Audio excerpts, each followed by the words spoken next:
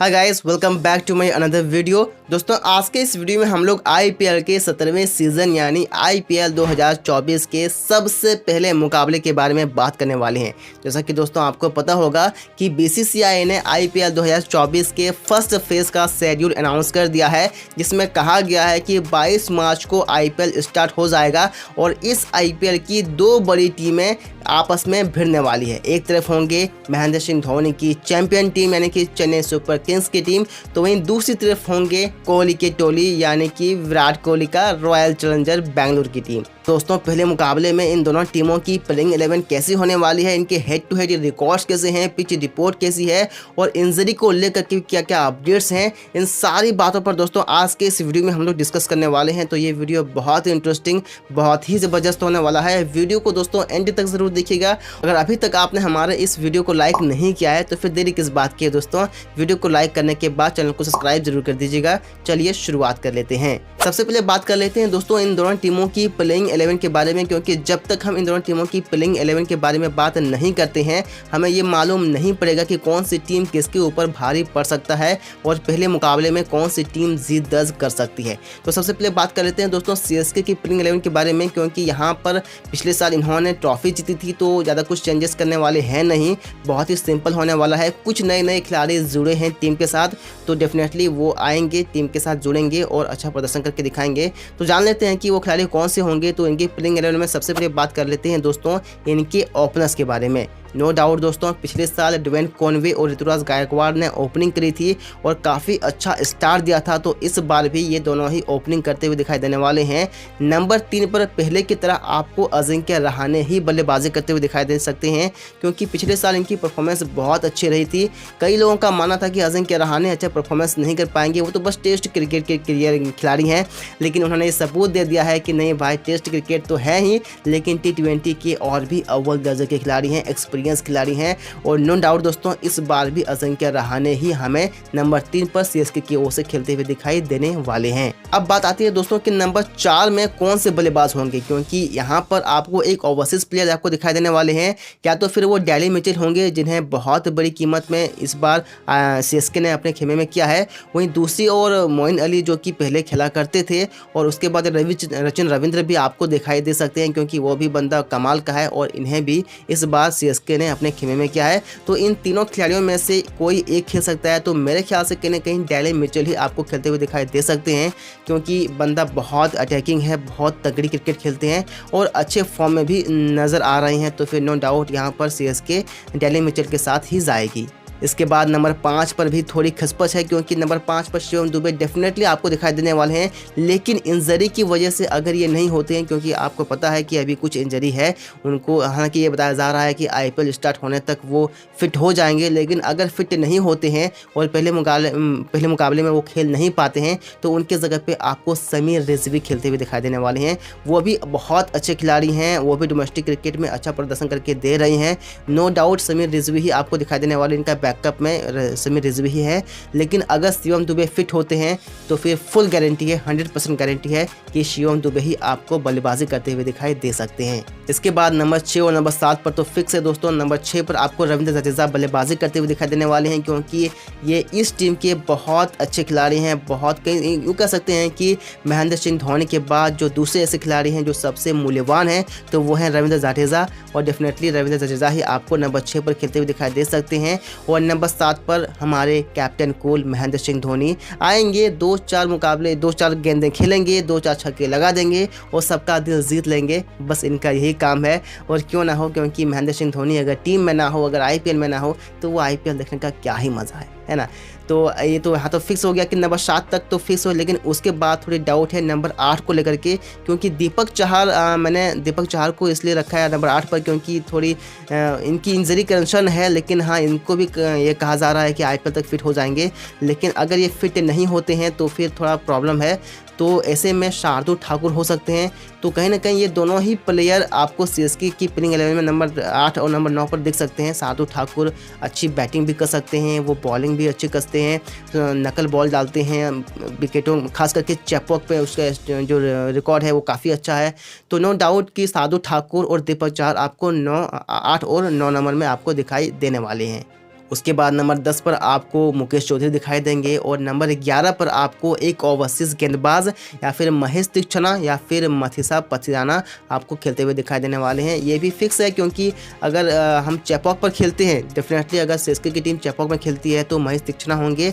As a impact player Matheesha Pathirana खेल सकता है क्योंकि धोनी बहुत इनको लाइक करते हैं, जब भी मौका दिया है परफॉर्मेंस करके दिखाया है। पिछले साल इनका रिकॉर्ड बहुत अच्छा रहा है, तो डेफिनेटली इस बार भी प्लेइंग 11 का हिस्सा होते हुए आपको दिखने वाले हैं। ये तो हो गई दोस्तों सीएसके की प्लेइंग 11। अब बात करते हैं आरसीबी की प्लेइंग 11 कैसी होने वाली है। नो डाउट दोस्तों 1 से लेकर के 5 तक जो बल्लेबाज हैं वो फिक्स हैं। पहले फैफ डु प्लेसी, फिर विराट कोहली, रजत पाटीदार, ग्लेन मैक्सवेल और कैमरन ग्रीन, ये 5 होंगे ही होंगे। नो डाउट मैनेजमेंट ने ये घोषणा भी कर दी है कि ये 5 होंगे ही होंगे, इसमें कोई डाउट नहीं है। अगर कोई इंजर्ड होते हैं तो फिर परेशानी हो सकती है, तो फिर वहाँ बदलाव हो सकता है, लेकिन इसके बाद बहुत खचपच है। आप अगर देखो तो मैं आपको बता दूं कि नंबर 6 पर से ही आपको बहुत सारे विकल्प देखने को मिलते हैं। नंबर 6 पर आपको महिपाल लोमरोल या फिर सौरव चौहान खेलते हुए दिखाई दे सकते हैं, क्योंकि जहां तक हम बात करें दोस्तों महिपाल लोमरोल की, तो उनका बल्ला खामोश चल रहा है। पिछले 2 सालों में उनके बल्ले से उतने अच्छे से रन नहीं निकले हैं।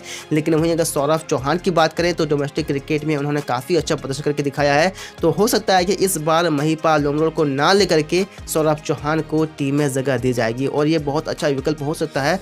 आरसीबी की ये अच्छी डिसीजन हो सकती है। अब सवाल आता है दोस्तों कि नंबर 7 पर आपको कौन से विकेट कीपर फिनिशर दिखाई देने वाले हैं। पहले तो ये लग रहा था कि दिनेश कार्तिक ही खेलेंगे क्योंकि इन्हें कमबैक किया है, आरसीबी ने इन्हें वापस बुलाया है। हालांकि बहुत लोगों का मानना था कि ये रिलीज हो सकते हैं, लेकिन आरसीबी ने कहा कि नहीं, हम रिलीज नहीं करेंगे, 1 साल और देख लेते हैं। तो फिर नो डाउट यहाँ पर भी बहुत लोगों का मानना था कि दिनेश कार्तिक ही खेलेंगे, लेकिन ये तब तक था जब तक कि अनुज रावत ने शतक ना जड़ा हो डीवाई पाटिल टूर्नामेंट में।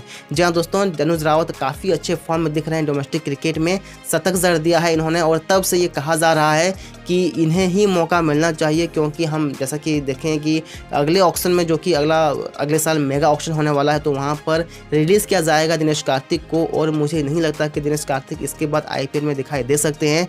तो मेरे ख्याल से कहीं ना कहीं अनुज रावत को मौका मिलना चाहिए, और टीम में यंग प्लेयर हैं, और अगर ये इस साल अच्छा कर देते हैं तो आरसीबी के लिए बहुत ही आसान हो जाएगा। अगले साल इन्हें वापस टीम में ले सकते हैं और काफ़ी अच्छा डिसीजन हो सकता है आरसीबी की ओर से। इसके बाद दोस्तों अब बारी आती है गेंदबाजों की, जहां पर बहुत सारे विकल्प हैं, एक एक करके जान लेते हैं। और 8 की अगर बात की जाए दोस्तों तो वहां पर आपको एक ऑलराउंडर दिखाई दे सकता है। हो सकता है कि मयंक डागर को टीम में जगह मिले, या फिर हो सकता है कि करण शर्मा को ही मौका मिले, क्योंकि दोनों ही ऑलराउंडर हैं। और जहाँ तक हम बात करें, करण शर्मा बहुत एक्सपीरियंस खिलाड़ी हैं, तो वहीं मयंक डागर को ट्रेड करके लाया गया है। तो इन दोनों में से किसे मौका मिलेगा ये कह पाना बहुत मुश्किल है, लेकिन ज़्यादा चांसेस हैं कि मयंक डागर को ही मौका मिलेगा।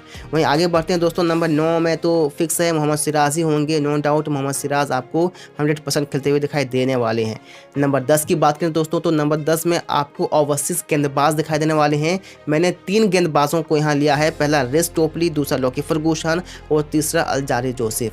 अल्जारी जोसेफ को बहुत महंगे दामों में खरीदा है आरसीबी ने, और उसके बाद अगर लॉकी फर्गूसन की बात की जाए तो बहुत सस्ते में ले लिया है, लेकिन बहुत ही कामकार है और अभी बहुत अच्छी फॉर्म में दिख रहे हैं। अभी न्यूजीलैंड और ऑस्ट्रेलिया के बीच जो सीरीज चल रही है वहाँ इनका परफॉर्मेंस बहुत अच्छे तरीके से दिख रहा है, बहुत ही आग उगलते हुए इनकी गेंदबाजी देखने को मिल रही है।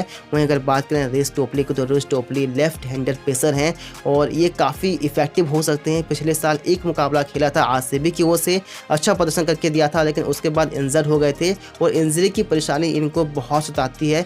तो हो सकता है कि रेस टोपली आपको दिखाई दे, लेकिन उसके बाद ये इंजर्ड हो जाए तो फिर आपको लॉकी फर्गूसन या फिर अल्जारी जोसेफ खेलते हुए दिखाई दे सकते हैं। तो मेरे ख्याल से पहले मुकाबले में रेस टोपली के साथ ही टीम को जाना चाहिए। और अब इसके बाद बारी आती है दोस्तों 11वें नंबर के गेंदबाज को लेकर के। यहाँ पर मैंने दोस्तों 3 गेंदबाजों को रखा है, पहला आकाशदीप, दूसरा विजय कुमार विश्वक और तीसरा यश दयाल। इन तीनों गेंदबाजों में से कोई एक गेंदबाज आपको खेलते हुए दिखाई देने वाले हैं, लेकिन आप मेरी नज़र से देखो तो मैं चाहूँगा कि यश दयाल अभी रुके। उसके बाद विजय कुमार विश्वक तो पिछले साल खिलाया था, उतना अच्छा प्रदर्शन नहीं कर पाए थे।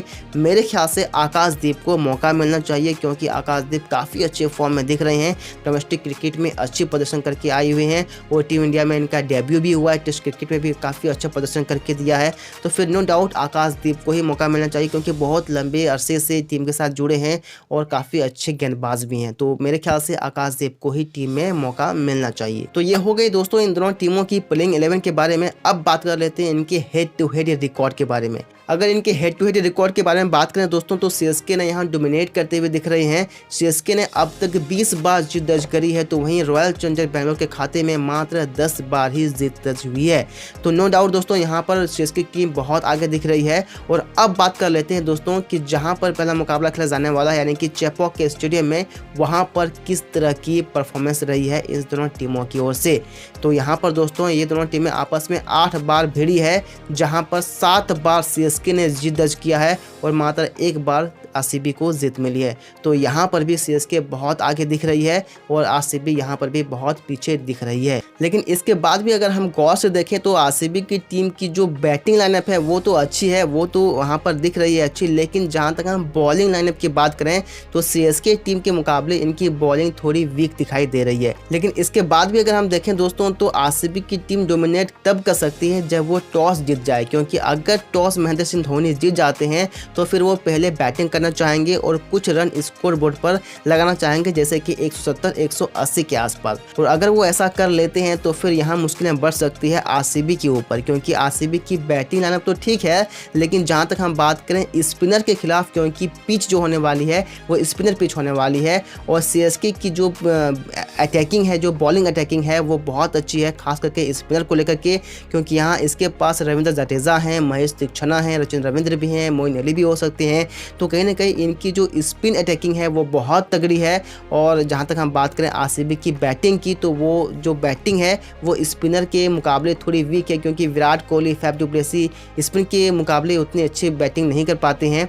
तो कहीं ना कहीं ये थोड़ी कॉम्प्लिकेटेड हो सकती है। और जहाँ तक हम बात करें आरसीबी की बॉलिंग लाइनअप की, तो आरसीबी के पास उतने अच्छे स्पिनर नहीं हैं। तो कहीं ना कहीं बॉलिंग में तो डेफिनेटली यहाँ सीएसके बहुत आगे दिख रही है। लेकिन अगर इंजरी की परेशानी होती है और अगर टॉस फैक्टर करता है तो फिर डेफिनेटली यहाँ मुकाबला जो टक्कर का होते हुए दिखाई दे सकता है। तो दोस्तों मैंने आपके सामने सारी चीज़ें खोल करके रख दी है। आप डिसाइड करो कि कौन सी टीम का बल्ला भारी दिख सकता है, कौन सी टीम पहले मुकाबले में जीत दर्ज कर सकता है। हमें कमेंट बॉक्स में दोस्तों आप जरूर बताइएगा। मिलते हैं दोस्तों अगले वीडियो में, तब तक के लिए थैंक यू सो मच। जय हिंद, जय भारत।